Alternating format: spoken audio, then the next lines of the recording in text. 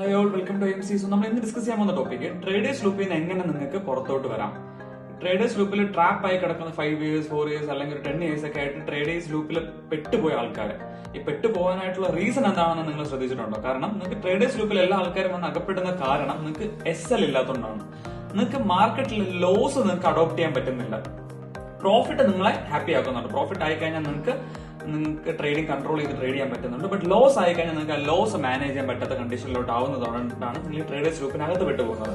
So എപ്പോഴും മാർക്കറ്റിൽ 3 to 4 years ആയിട്ട് നിൽക്കുന്ന ആൾക്കാർ അല്ലെങ്കിൽ ഒരു ബിഗിനർ ആണെങ്കിൽ പോലും ട്രേഡിംഗ് ചെയ്യാൻ നിങ്ങൾക്ക് താല്പര്യമുണ്ടെങ്കിൽ നിങ്ങളുടെ ആദ്യത്തെ എലിജിബിലിറ്റി, നിങ്ങൾക്ക് ഒരു ട്രേഡർ ആവാനായിട്ടുള്ള ഫസ്റ്റ് എലിജിബിലിറ്റി എന്ന് പറഞ്ഞാൽ ലോസ് ബുക്ക് ചെയ്യാനായിട്ടുള്ള കാപ്പബിലിറ്റി വേണം നിങ്ങൾക്ക്.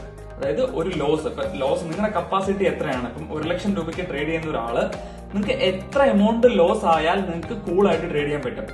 ഇപ്പം 1000 രൂപ ലോസ് ആയി കഴിഞ്ഞാൽ നിങ്ങൾക്ക് കൺട്രോൾ ആയിട്ട് ട്രേഡ് ചെയ്യാൻ പറ്റുമെങ്കിൽ ആ 1000 രൂപയെ നിങ്ങൾക്ക് ട്രേഡിംഗിൽ ലോസ് വരാവും. അതല്ലെങ്കിൽ എന്താ പറ്റുന്നതെന്ന് പറഞ്ഞാൽ 1 ലക്ഷം രൂപയെന്ന് മാർക്കറ്റ് ഇപ്പം 1000 എന്ന് പറയുന്ന ഒരു 5000 6000 അല്ലെങ്കിൽ 10,000 ലോസ് ആയി കഴിഞ്ഞാൽ പിന്നെ നിങ്ങൾക്ക് ആ ട്രേഡ് കൺട്രോൾ ചെയ്യാൻ പറ്റത്തില്ല.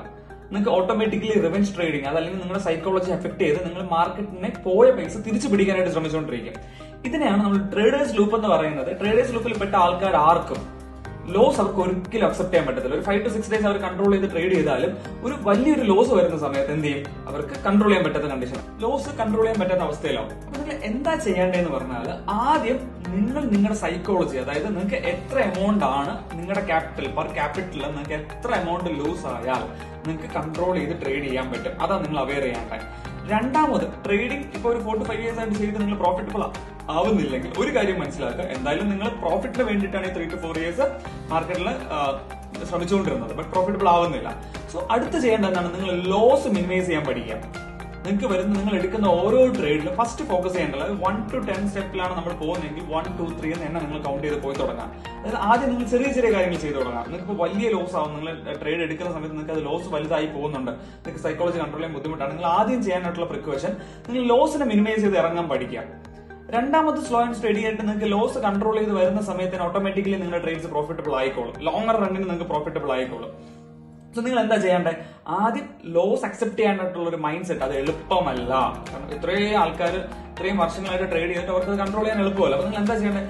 സ്ലോ ആൻഡ് സ്റ്റഡി ആയിട്ട് ലോസ് കൺട്രോൾ ചെയ്യാനായിട്ടുള്ള ഒരു സൈക്കോളജി ഗ്രാജുവലി ഡെവലപ്പ് ചെയ്ത് വരിക. അതിന് ഒരു ഒറ്റ വഴിയുള്ളൂ. നിങ്ങൾ എടുക്കുന്ന ട്രേഡ് ചെറിയ സ്റ്റോപ്പ് ലോസിൽ നിങ്ങൾ എൻട്രി എടുത്ത് തുടങ്ങുക. സ്റ്റോപ്പ് ലോസ് അടിക്കട്ടെ. സ്റ്റോപ്പ് ലോസ് അടിക്കുന്ന നിങ്ങൾക്ക് എപ്പോഴും നോൺ ലോസ്, നിങ്ങൾക്ക് അറിയാന്നുള്ള പൈസയിലെ ലോസ് ആവുന്നുള്ളൂ.